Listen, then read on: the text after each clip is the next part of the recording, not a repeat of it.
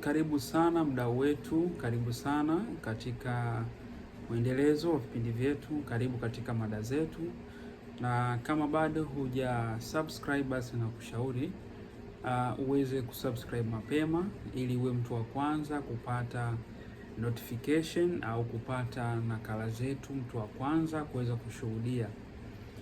Na karibu sana kama ndo kwanza unajiunga na sisi, basi uko sehemu sahihi na huko katika mada ambazo tunakuwa tunazungumzia kuhusu masuala mbalimbali ya kiafya, na leo tunapenda kuzungumzia vitu au sababu zinazopelekea kwa nini ujauzito unakuwa unadondoka mara kwa mara. Nikisema kudondoka na kusudia kuharibika mara kwa mara. Hatua ambayo imepelekea taifa, wanawake wengi au familia nyingi au kaya nyingi zinaamini katika upande wa pili kwamba labda kuna kitu kimetokea, labda kuna ule mzee, labda kuna huyu, kuna kile, labda kizazi kimekuwa hivi. Leo tunapenda tuzungumzie kuhusu mada hii kwa upana zaidi, na tutaelezea kuhusu kisayansi zaidi na kuaje na kwa nini mimba zinakuwa zinatoka mara kwa mara. Sasa tulishazungumza kuhusu sababu zinazopelekea mimba zinakuwa zinagoma. Tulishawahi kuzungumza kuhusu kwa namna ya kupata ujauzito kupitia matunda na mboga. Tulishazungumza kuhusu masuala mbalimbali ya uzazi. Tulishawahi kuzungumza kuhusu njia rahisi za kupata ujauzito. Tulishazungumza kuhusu madhara ya uchafu, madhara ya homoni na vitu vingine kadha wa kadha. Sasa leo tunakuja kuzungumza hivyo vyote mtu ameviepuka, ameshashika ujauzito, kwa nini ujauzito wake unakuwa unatoka mara kwa mara. Mada hii ni nzuri sana kwa wewe mwanamke ambaye unatafuta mtoto, lakini hii ni nzuri sana hata kwa wewe tayari ambaye ni mjamzito. Hii mada inakuhusu na ni nzuri sana kuisikiliza. Sasa tukiwa tunaendelea katika mada zetu kuhusu namna gani, kitu gani kinachopelekea, tunatakiwa tujue kwanza ujauzito umeshatokezea, labda una wiki moja, wiki mbili, wiki tatu, yani tunakusudia mimba ndo kwanza changa mpaka imefika miezi minne. Hapo mara nyingi kwa nini inatokezea muda huo? Kitu cha kwanza tunatakiwa tujue kwamba mimba inakuwa haijashika vizuri, mimba inakuwa bado iko changa. Kwa hiyo wale watu wengi ambao wanakuwa wanafanya kazi na shughuli nyingi sana bila mpangilio, bila kupumzika, basi wanakuwa wanaingia katika wimbi kubwa sana, wanaanza kuona damu zinaanza kutoka, badala yake mimba zinakuwa zinatoka hivyo. Lakini sio kwamba ishara ya kutoka damu ni ishara ya mimba kuharibika. Wakati mwingine unakuta kama mimba yako ya kwanza, basi unakuta kuna ukuaji wa mtoto, kwa hiyo kuna masa zinakuwa zinatanuliwa kwa sababu mishipa yako haijazoea kubeba ujauzito. Lakini wakati mwingine unakuta kama umefanya kazi kwa muda mrefu, umetumia nguvu nyingi, umepush, kwa sababu tunatakiwa tujue kwamba nguvu za binadamu yoyote ziko kiunoni.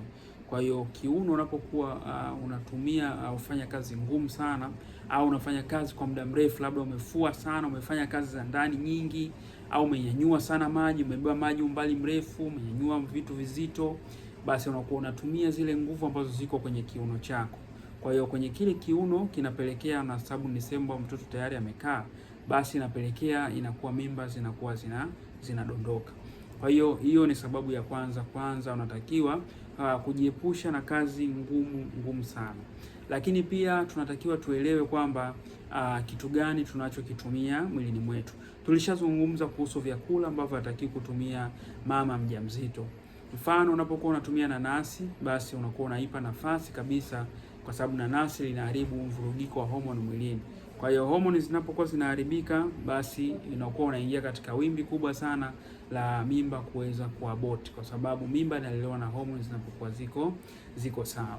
Homoni zikiwa haziko sawa, basi wewe unaingia katika wimbi kubwa sana la kuharibika kwa ujauzito.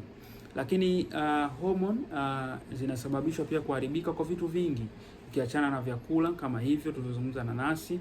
Kuna chakula kingine, labda kutumia vyakula vya kukaanga sana, mfano chipsi, vitu vya kukaanga, kwa unapokuwa unavitumia mara kwa mara, basi yale mafuta yanakuwa yanaharibu homoni na kupelekea mimba inakuwa ina abort. Lakini pia kutumia vitu vyenye sukari sana, vitu vyenye sukari sana, mfano labda keki hizi zenye sukari sana, labda kutumia vitu vya kiwandani, soda hizi nini mara kwa mara, vinakuwa vinapelekea kubadilika kwa homoni na kupelekea kufanya mimba kuaboti vibaya.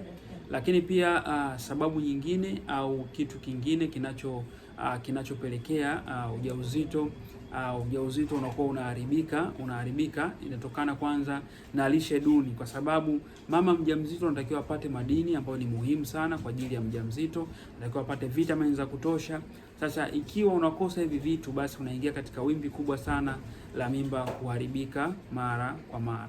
Lakini pia kwenye lishe duni tushazungumza hapo, vyakula tushazungumza, lakini pia kupuuza baadhi ya matatizo. Wewe ni mama mjamzito lakini unapuuza UTI, unapuuza ule uchafu unaotoka ukeni kama rangi ya mtindi, maziwa njano au brown au unakuta ya kijani, unakuwa unaipuuza ile hali inayopelekea mimba inakuwa inaingia katika mushkil au inaingia katika changamoto. Lakini pia kitu kingine tushazungumza kuhusu uchafu. Ule uchafu ni mbaya sana, kwa sababu mimba zinawahi kuharibika mara kwa mara, kwa sababu sehemu ambayo ilihitajika ikashikae mtoto au mtoto akue vizuri, basi unakuwa unapuuzia ile sehemu. Lakini sababu nyingine kubwa sana ni kupuuza baadhi ya matatizo, mfano uvimbe. Unaambiwa wana uvimbe wako wewe ni mdogo, kwa hiyo unakuwa wewe ukishika ujauzito hautasumbua, hali ya kuwa kwamba uvimbe unapokuwepo unaminya kiwango au nafasi ya mtoto kukua. Kwa hiyo badala yake unakuta mtu anaingia katika ujauzito lakini ana uvimbe na anapelekea nafasi inakuwa ni ndogo ya mtoto kukua, na kupelekea changamoto ni kubwa sana kwa mama ambaye mwenye ujauzito. Ndio maana unakuta wanawake wengine wanakuwa wanapuuza sana yale maumivu. Mwili unakuwa unaongea kupitia dalili unazopitia ni zipi. Unapata maumivu makali sana lakini unayapuuzia. Kwa hiyo hutakiwi kuyapuuzia yale maumivu, kwa sababu unakuwa unaingia katika wimbi kubwa sana la mwili wako unaongea kupitia dalili. Kwa hiyo maumivu sio ishara nzuri kwa mama mjamzito. Kwa hiyo ni vizuri zaidi ukaweza kupata matibabu kwa ajili ya kulinda ujauzito wako. Kizuri ni kwamba kuna matibabu ambayo tayari yapo kwa ajili ya kulinda ujauzito wako, kumpa mtoto wako vitamini ya kutosha, kumpa mineral za kutosha, na kumjalia mtoto wako awe katika nafasi nzuri na nafasi bora sana. Kwa hiyo unaweza ukacomment, ukalike, pia ukatuambia ni kitu gani ulichojifunza siku ya leo.